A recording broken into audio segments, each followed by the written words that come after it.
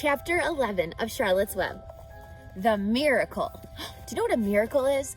It's something that happens that you cannot believe, supernatural, something that couldn't happen on its own. The miracle.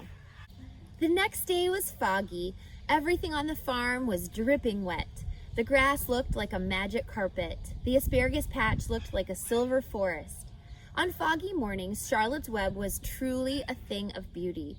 This morning, each thin strand was decorated with dozens of tiny beads of water. The web glistened in the light and made a pattern of loveliness and mystery like a delicate veil.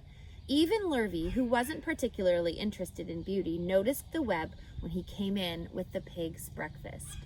I want to pause the story and show you a picture of a web that I took this past fall on a foggy, dewy morning at a barn in North Carolina. And I want you to look to see how those strands are covered with dew. You could see all those lines. And this is the kind of web that Charlotte makes. This is the way the web looked that same morning in Zuckerman's farm.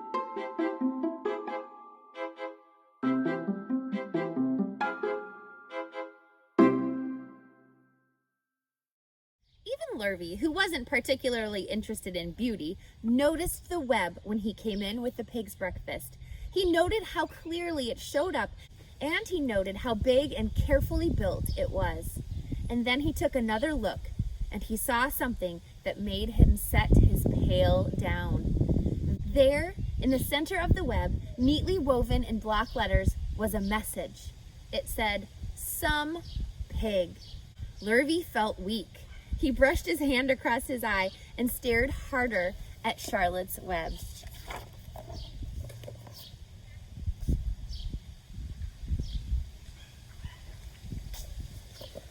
"I'm seeing things," he whispered. He dropped to his knees and uttered a short prayer. Then, forgetting all about Wilbur's breakfast, he walked back to the house and called Mr. Zuckerman. "I think you'd better come down to the pig pen," he said. "What's the trouble?" asked Mr. Zuckerman. "Anything wrong with the pig?" "Not exactly," said Lurvy. "Come and see for yourself." The two men walked silently down to Wilbur's yard. Lurvy pointed to the spider's web.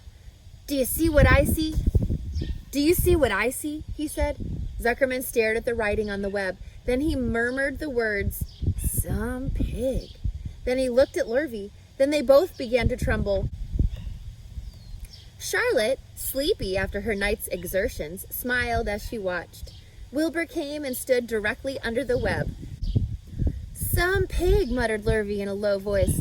"Some pig," whispered Mr. Zuckerman. They stared and stared for a long time at Wilbur.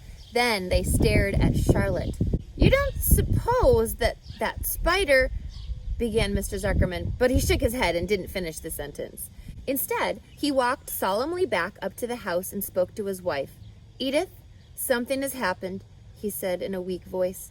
He went into the living room and sat down, and Mrs. Zuckerman followed. "I've got something to tell you, Edith. You'd better sit down." Mrs. Zuckerman sank into a chair. She looked pale and frightened. "Edith," he said, trying to keep his voice steady, "I think you had best be told that we have a very unusual pig." A look of complete bewilderment came over Mrs. Zuckerman's face. When you're bewildered, it means you look confused. "Homer Zuckerman, what in the world are you talking about?" she said. "This is a very serious thing, Edith," he replied. "Our pig is completely out of the ordinary." "What's unusual about the pig?" asked Mrs. Zuckerman, who was beginning to recover from her scare. "Well, I don't really know yet," said Mr. Zuckerman, "but we have received a sign, Edith, a mysterious sign. A miracle has happened on this farm. There is a large spider's web in the doorway of the barn cellar, right over the pig pen. And when Lurvy went in to feed the pigs this morning, he noticed the web because it was foggy. And you know how a spider's web looks very distinct in a fog. And right sprang in the middle of the web there were words, 'Some pig.' The words were woven right into the web. They are actually part of the web, Edith. I know, because I have just been down there and seen them. It says 'Some pig' just as clear can be. There can be no mistake about it. A miracle has happened and a sign has occurred here on earth, right on our farm, and we have no ordinary pig." "Well," said Mrs. Zuckerman, seems to me you're a little off. It seems to me we have no ordinary spider. Oh, no, said Zuckerman. It's the pig that's unusual. It says so right there in the middle of the web. Maybe so, said Mrs. Zuckerman. Just the same, I intend to have a look at that spider. It's just a common gray spider, said Zuckerman. They got up and together they walked down to Wilbur's yard. You see, Edith, it's just a common gray spider. Wilbur was pleased to receive so much attention. Lurvy was still standing there, and Mr. and Mrs. Zuckerman, all three, stood for about an hour reading the words on the web over and watching Wilbur. Charlotte was delighted with the way her trick was working. She sat without moving a muscle and listened to the conversation of the people. When a small fly blundered into the web just beyond the word pig, Charlotte dropped quickly down, rolled the fly up, and carried it out of the way. After a while, the fog lifted, the web dried off, and the words didn't show up so plainly. The Zuckermans and Lurvy walked back to the house. Just before they left the pig pen, Mr. Zuckerman took one last look at Wilbur. You know, he said in an important voice, I've thought all along that that pig of ours was an extra good one. He's a solid pig. That pig is as solid as they come. You notice how solid he is around the shoulders, Lurvy? Sure I do, said Lurvy. I've always noticed that pig. He's quite a pig. He's long and he's smooth, said Zuckerman. That's right, agreed Lurvy. He's smooth as they come. He's some pig. When Mr. Zuckerman got back to the house, he took off his work clothes and put on his best suit. Then he got into his car and drove up to the minister's house. He stayed for an hour and explained to the minister that a miracle had happened on the farm. So far, said Zuckerman, only 4 people on earth know about this miracle. Myself, my wife Edith, the hired man Lurvy, and you. Don't tell anybody else, said the minister. We don't know what it means yet, but perhaps, if I give thought to it, I can explain it in my sermon next Sunday. There can be no doubt that you have a most unusual pig. I intend to speak about it in my sermon and point out the fact that this community has been visited by a wondrous animal. By the way, does the pig have a name? Why, yes, said Mr. Zuckerman. My little niece calls him Wilbur. She's a rather queer child, full of notions. She raised the pig on a bottle, and I bought him from her when he was a month old. Secrets are hard to keep. Long before Sunday came, the news spread all over the country. Everybody knew that a sign had appeared in a spider's web on the Zuckerman place.